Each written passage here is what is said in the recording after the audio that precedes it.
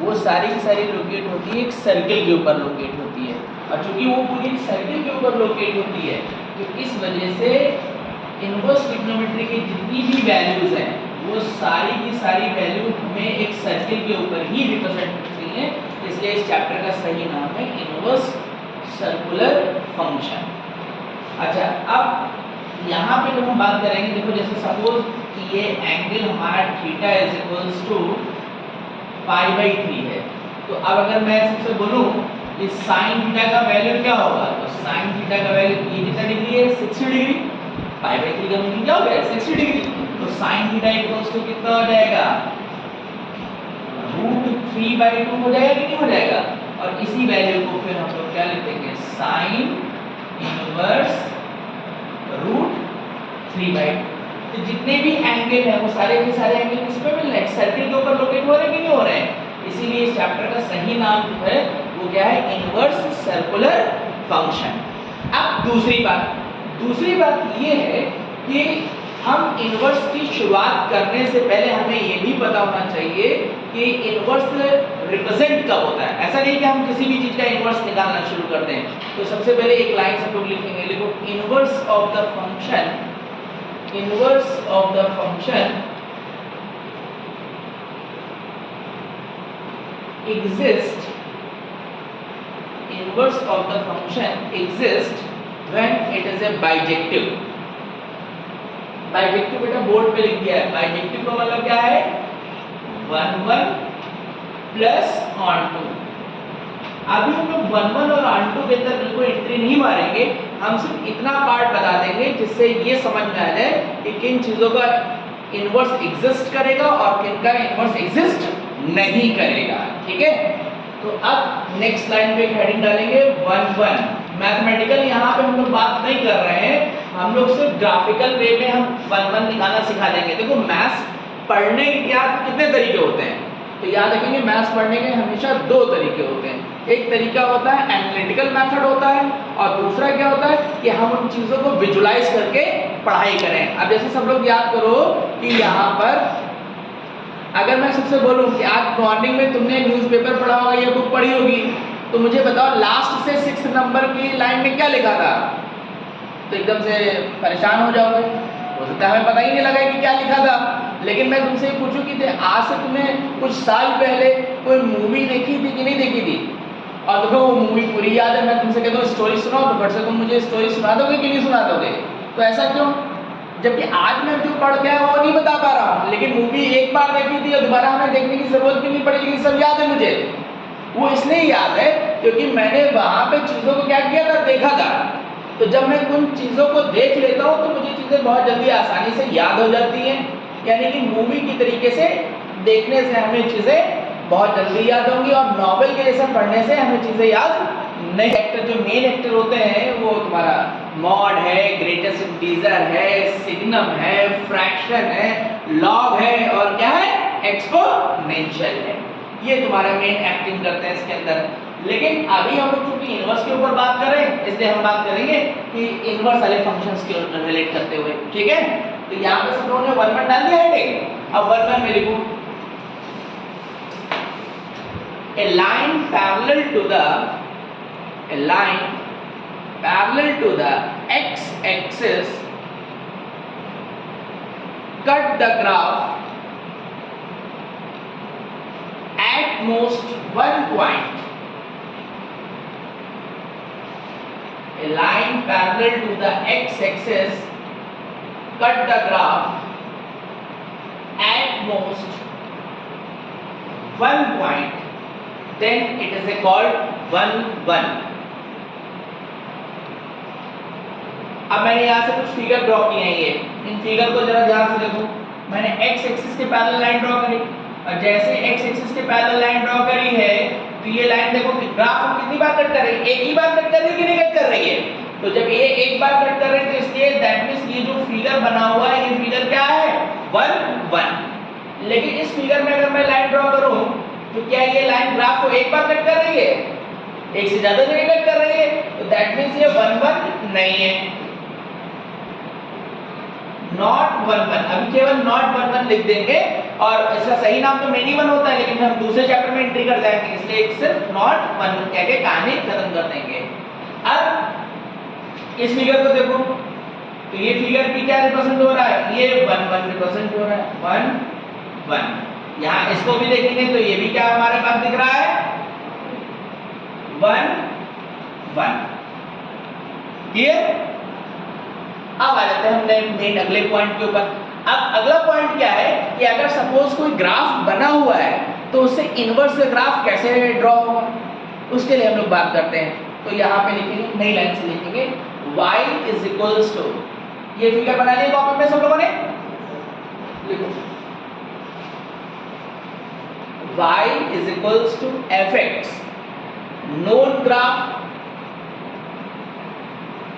y is equals to fx, known graph. To draw the graph of y is equals to f inverse x. To draw the graph of y is equals to f inverse x. लिख गया?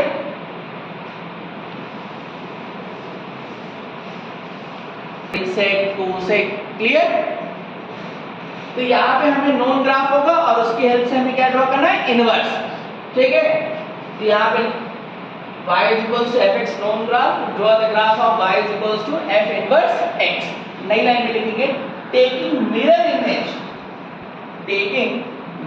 image about the line y is equals to x।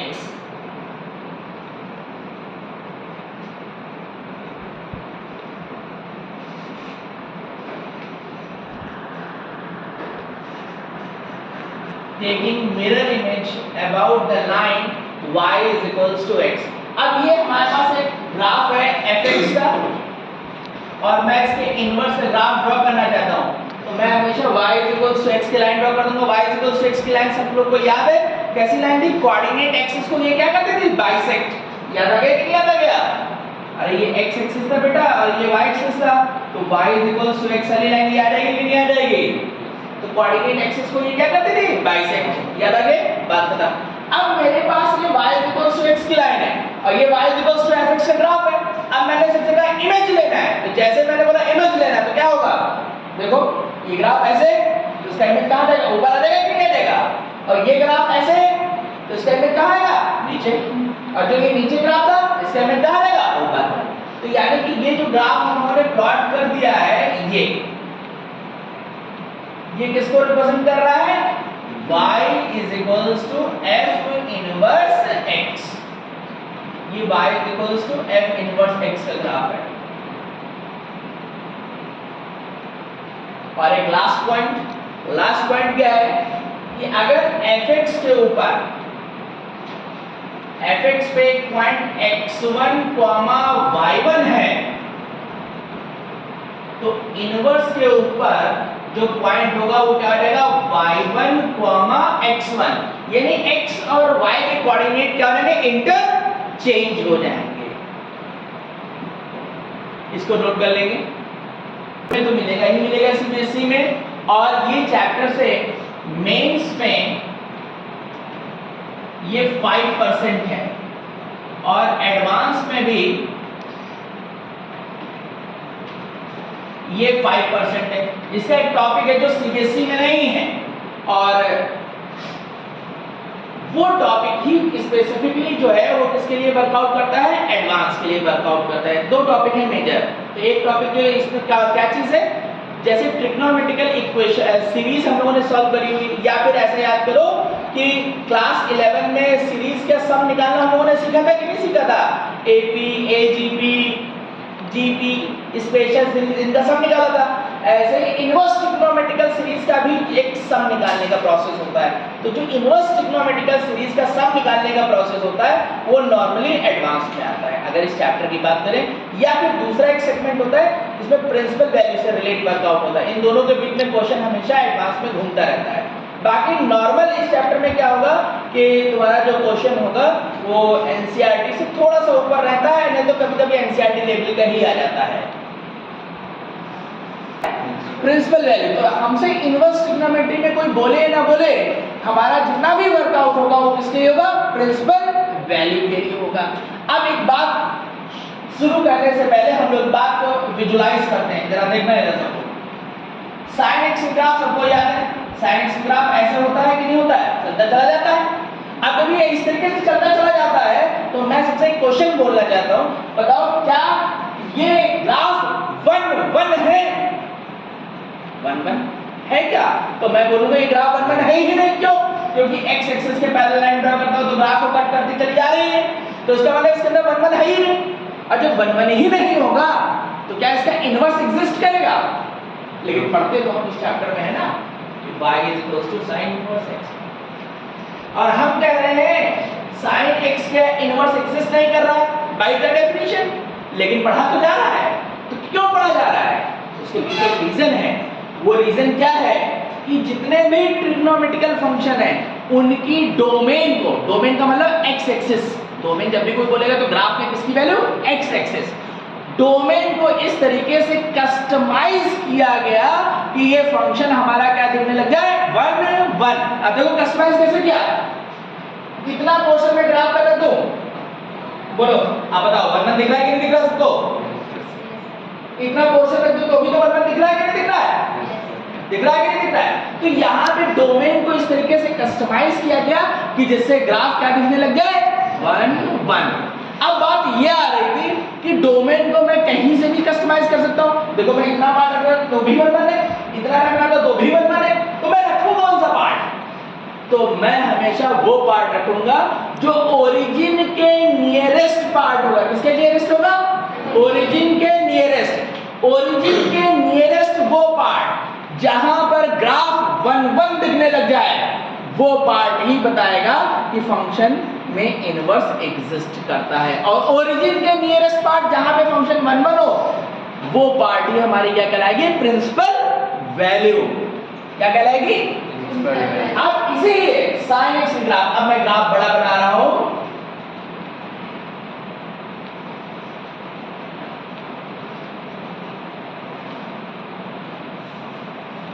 तो मैंने यहां पर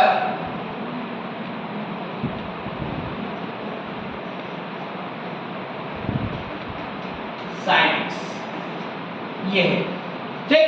अब मैंने ये graph क्यों रखा है? सबको पॉइंट नोट कर देता हूं मैं यहां पर। ये -π/2 का पॉइंट है बेटा, और ये किसका पॉइंट है? π/2। ये क्या है? 0। ये +1 और ये क्या था पॉइंट? -1। और इस पोर्शन में अगर आप सब लोग देख रहे हैं तो ये ग्राफ ऐसा दिख रहा है, हम लोग को 1 1 दिख रहा है कि नहीं दिख रहा है? और चूंकि ये 1 1 दिख रहा है इसलिए इसका इनवर्स क्या करेगा? एग्जिस्ट। और इनवर्स जब एग्जिस्ट करेगा तो अभी मैंने सबको बताया कि इनवर्स कैसे निकालना है। तो हमने बोला taking mirror image about the y = x। तो y = x की लाइन इस तरीके से प्लॉट हो जाती है।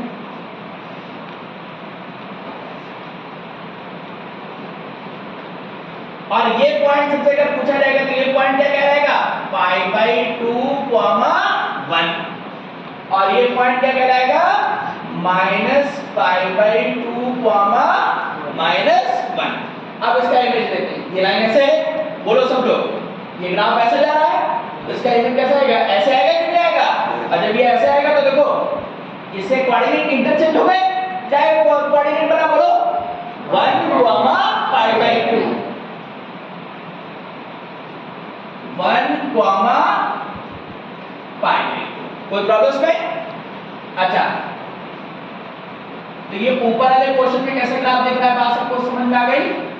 यहां पे है, और अब देखो इधर नीचे आओ, ये ग्राफ ऐसे था तो इसका इमेज कैसे आएगा? ऐसे आएगा कि नहीं आएगा? तो इसलिए ये ऐसे आएगा, होल्ड कर देगा इसको मैं। और ये जो पॉइंट आ जाएगा, ये पॉइंट क्या आ जाएगा? -1, -π/2। और अब यहाँ पे वैल्यू देखो सब लोग, तो क्या देख रहे हैं सबको वैल्यू? जरा आप सब लोग बताएंगे, देखिए ये पॉइंट क्या है? 1 हो गया कि नहीं हो गया? क्योंकि x का कोऑर्डिनेट है बेटा। और सिमिलरली इधर जब जाओगे तो इसका भी x का कोऑर्डिनेट क्या मिला? -1। और ये y पे कहां पहुंच गया है, पाई बाई 2। इधर पहुंच गया तो कितना आ गया, माइनस पाई बाई 2। तो इसी वजह से साइन इनवर्स x जब हम लोग पढ़ते हैं तो हमको बताया जाता है x का वैल्यू जो लाई करेगा वो किसके बीच में लाई करेगा, -1 से +1, और y की वैल्यू कहां से कहां तक लाई करेगी, -π/2 से +π/2। ये इसकी क्या कहलाएगी, प्रिंसिपल वैल्यू। कोई हमसे बोले या ना बोले, हमें हमेशा ध्यान रखना है कि इनवर्स ट्रिग्नोमेट्री में जब काम होगा तो हमेशा किसके अंदर काम होगा, प्रिंसिपल वैल्यू के अंदर काम होगा। ये नोट कर लिया सब लोगों ने, इनवर्स x के ऊपर। इसको नोट कर दो ना, सबको ग्राफ याद है, कैसे क्या था, यस, ठीक है। ये ग्राफ था, x की वैल्यू का नाम क्या है, डोमेन, y की वैल्यू का नाम क्या है, रेंज। क्लियर। आगे बात फिर इसका हम लोग जो है इस्तेमाल करेंगे, ठीक है ना, क्वेश्चनों में कि कैसे क्वेश्चन को डील कर सकते हैं। इसमें y = cos इनवर्स x। अब इसका ग्राफ कैसे प्लॉट होगा, तो सबको याद है, क्या याद है, cos x में ग्राफ याद है कि नहीं याद है, कैसे चलता है, ये ऐसे आते हुए चला जाता है कि नहीं चला जाता है, ये क्या है, -π/2, ये +π/2, और ये पॉइंट क्या था, पाई का। अब पूरे ग्राफ को अगर कोई देखेगा तो क्या 1 बोल पाएगा, नहीं बोल पाएगा। तो मुझे यहाँ पे क्या करना पड़ेगा, बोलो, डोमेन को इस तरीके से कस्टमाइज करना है जिससे वो क्या दिखने लग जाए, 1। अब कस्टमाइजेशन हमेशा क्या होगा, नियर टू ओरिजिन। अच्छा, अब जब नियर टू ओरिजिन होगा तो एक बात और भी ध्यान रखनी है, जरा देखो क्या ध्यान रखनी है, पहले बताता हूँ। मैं इतना पार्ट ले लेता तो भी तो ये 1 दिखता है कि नहीं दिखता, और मैं इतना पार्ट लेता तो भी 1 देता है कि नहीं देता। तो हमेशा ध्यान रखना है कि हम लोग पॉजिटिव साइड से लेंगे। पॉजिटिव साइड से इसलिए लेते हैं क्योंकि जब ट्रिग्नोमेट्री पढ़ते हो तो वो एंटी क्लॉकवाइज ऑर्डर में हम लोग को सिखाई जाती है, first quadrant, second quadrant, third quadrant और फोर्थ। तो इस वजह से हम लोग प्लस के साइड में रखते हैं, और अगर माइनस साइन चलते तो ये कैसे चलती है, क्लॉकवाइज चलने लग जाती है ट्रिग्नोमेट्री। तो ये साइड से हम लोग काम नहीं करते हैं। पहले क्वाड्रेंट कैसे चलते, फर्स्ट, सेकंड, थर्ड, फोर्थ। तो इस वजह से प्लस के साइड में काम करते हैं, ठीक है। तो इस वजह से जब क्रॉस का ग्राफ किया जाता है तो वो प्लस के साइड में काम करेगा।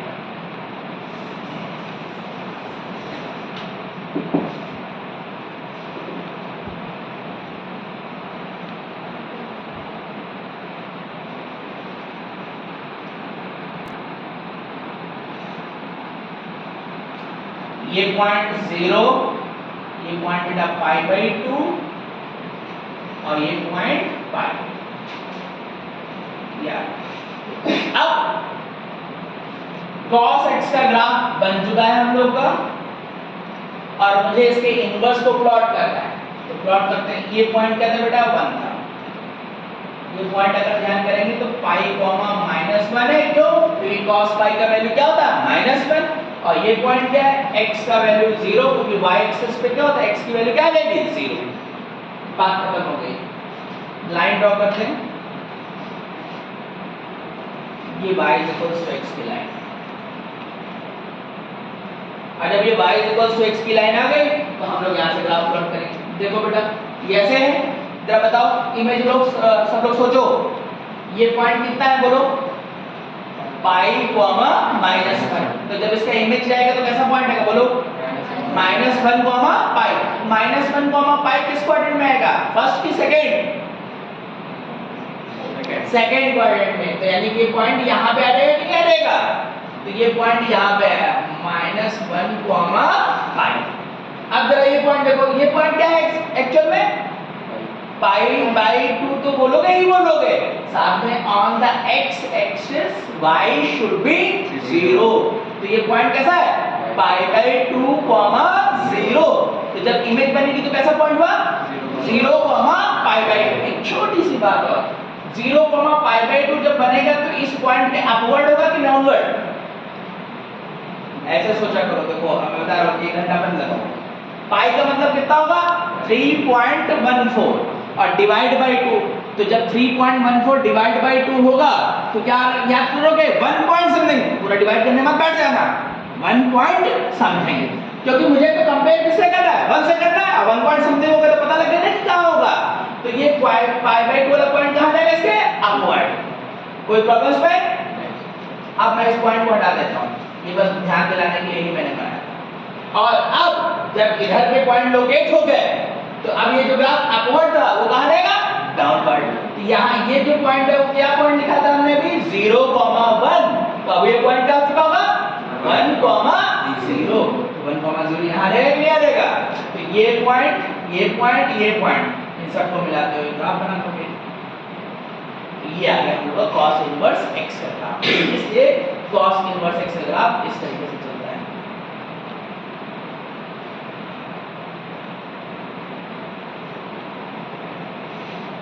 इसको डॉटेड कर देता हूं cos x को,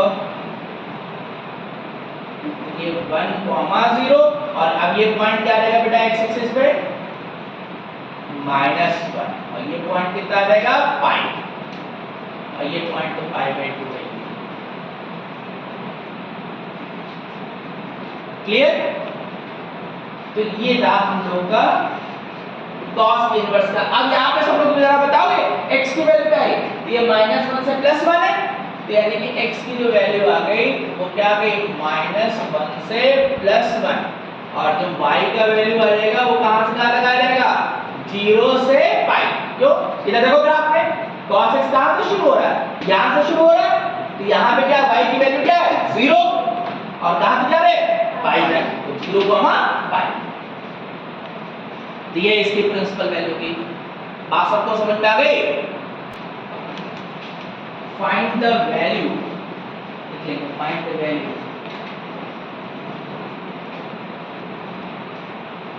sine inverse 1/2। Second sine inverse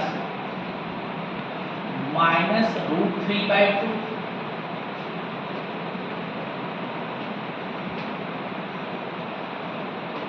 sine inverse -1/√2 ये लिखा हुआ है।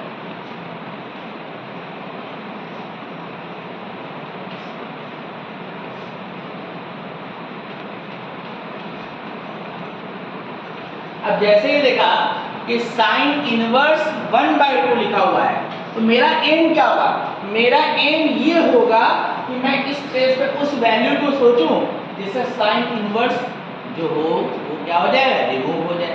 तो पहले राउंड में मैंने देखा ये 1/2 था, तो अब मैं ये सोचना शुरू करूंगा कि जब ये साइन इनवर्स बाहर का है तो ये साइन में कितने डिग्री का वैल्यू है, तो ये साइन 60 डिग्री का वैल्यू है कि नहीं है, नहीं है भाई 30 डिग्री का वैल्यू है, याद कर रखो।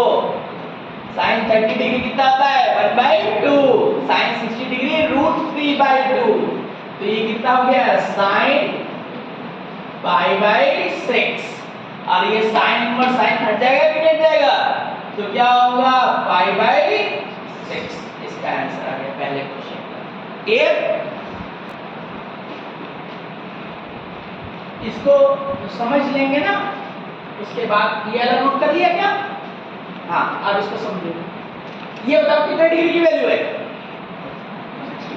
60 डिग्री। लेकिन क्या भाई आगे माइनस साइन लगा हुआ है, तो ये माइनस साइन π/3 ये हो जाएगा कि नहीं हो जाएगा, बोलो। अब जब तक ये माइनस साइन हटेगा नहीं तब तक इनवर्स हट नहीं सकता, तो इस माइनस साइन को मुझे हटाना पड़ेगा कि नहीं हटाना पड़ेगा। तो अब इस माइनस साइन को कैसे हटाएंगे, देखो अभी तक मैं पूरा क्वेश्चन सॉल्व कर जाऊंगा, ठीक है, और उससे सॉल्व हो जाने के बाद एक गलती भी हो जाएगी।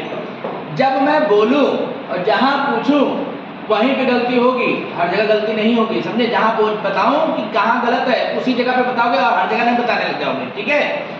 देखो जब ये साइन π/3 है तो माइनस साइन हटाने के क्या है मेरे पास दो रास्ते। कौन से दो रास्ते? पहला साइन पाई प्लस थीटा भी माइनस साइन थीटा होता है कि नहीं होता है, और दूसरी बात कि साइन माइनस थीटा भी क्या होता है माइनस साइन थीटा। तो अब इस क्वेश्चन को सॉल्व करने की पहली बात हम उल्टा देखेंगे, राइट से लेफ्ट। इधर देखेंगे राइट से लेफ्ट। क्योंकि जब तक ये माइनस हटेगा नहीं तब तक साइन इनवर्स साइन हटेगा नहीं। तो मेरे दिमाग में एक बात आई कि माइनस साइन थीटा लिखा हो तो मैं ऐसा लिख सकता हूं कि नहीं, और यहाँ पे थीटा का काम कौन कर रहा है, पाई बाई 3।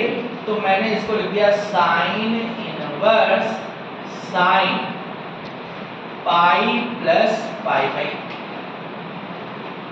और अब ये क्या आ गया, sine inverse sine 4 pi by 3। अब साइन इनवर्स साइन हट जाएगा और बचेगा कितना, 4 पाई बाई। दूसरा तरीका ये था कि इस नेगेटिव साइन को हटाने के लिए मैं माइनस साइन थीटा को ऐसे लिख सकता था, तो इसलिए यहां पे क्या आ जाएगा, साइन माइनस पाई बाई। ठीक, अब ये साइन इनवर्स ये साइन है हट जाएगा तो बचेगा कितना, माइनस पाई बाई 3। अब इसमें बता सकते हो एक गलत है, कौन गलत है? स्टेप में सोचोगे तो कोई गलती नहीं है, लेकिन जो सिर्फ सोचेगा वो गलती पकड़ पाएगा। और इस बात को सोचने के लिए हमको सिर्फ एक ही बात ध्यान रखनी है, और वो बात ये ध्यान रखनी है कि कोई हमसे बोले या ना बोले, इनवर्स ट्रिग्नोमेट्री हमेशा किसके अंदर होगी, प्रिंसिपल वैल्यू के अंदर होगी। तो चूंकि ये क्वेश्चन किसका था, साइन इनवर्स का था, तो हम लोग को ध्यान आया y = साइन इनवर्स x है। तो यहाँ पे क्या हो रहा है कि जब मैं इस क्वेश्चन को सॉल्व करता हूं तो इसकी जो वैल्यू आती है वो किससे हमेशा कंपेयर होगी, y से। किससे कंपेयर होगी, ये, क्योंकि पूरा रिजल्ट सॉल्व होके आ रहा है ना, मैं x की वैल्यू से कंपेयर नहीं हो रहा है, किसी के वैल्यू से कंपेयर हो रहा है y। तो मुझे तुरंत ध्यान आया कि जो साइन इनवर्स x है इसमें प्रिंसिपल वैल्यू y की माइनस पाई बाई 2 से प्लस पाई बाई 2 के बीच में होनी चाहिए। तो मैंने जब इसको सॉल्व किया तो जो 4 पाई बाई 3 था वो क्या 4 pi by 3 minus pi by 2 से प्लस पाई बाई 2 के बीच में लाई करेगा, नहीं करेगा, क्योंकि पाई प्लस पाई बाई 3, और ये पाई बाई 2 के बाद ही तो पाई पड़ता है, और पाई कुछ ऐड हो गया तो और बाहर निकल गया। तो इसका मतलब 4 पाई बाई 3 इसके बीच में लाई नहीं करता है। इसका मतलब ये जो उन्होंने वैल्यू निकाली क्या थी, गलत। और ये जो वैल्यू निकाली माइनस पाई बाई 3, ये माइनस पाई बाई 2 से प्लस पाई बाई 2 के बीच में लाई करेगी कि नहीं करेगी। कोई देखना नहीं समझ पा रहा तो ऐसे देख सकते हो, देखो पाई बाई 2 दो बार मैं समझाऊंगा इसको कैसे देख सकते हो। पहला ये पाई बाई 2 का मतलब कितना हुआ, 90 डिग्री, माइनस 90 डिग्री, और ये क्या बेटा प्लस 90 डिग्री। तो माइनस 90 डिग्री से प्लस 90 डिग्री के बीच में माइनस 60 डिग्री पड़ेगा कि नहीं पड़ेगा, हाँ ये वैल्यू है। दूसरा तरीका ये होता है कि इसको तुम डिजिट में चेंज कर दो। अभी मैंने बताया था पाई का मतलब क्या, 3.14, तो 3.14 डिवाइड बाई 2 कितना हुआ, 1 पॉइंट समथिंग, और इधर कितना है ये माइनस 1 पॉइंट समथिंग, और ये वैल्यू कितनी है 3.14 डिवाइड बाई 3, तो 1 ही तो रहा, यानी कि ये भी वैल्यू जो रही होगी क्या 1 पॉइंट समथिंग रहा। तो इसमें कौन सा 1 पॉइंट समथिंग बड़ा होगा, ये वाला कि ये वाला, ये वाला।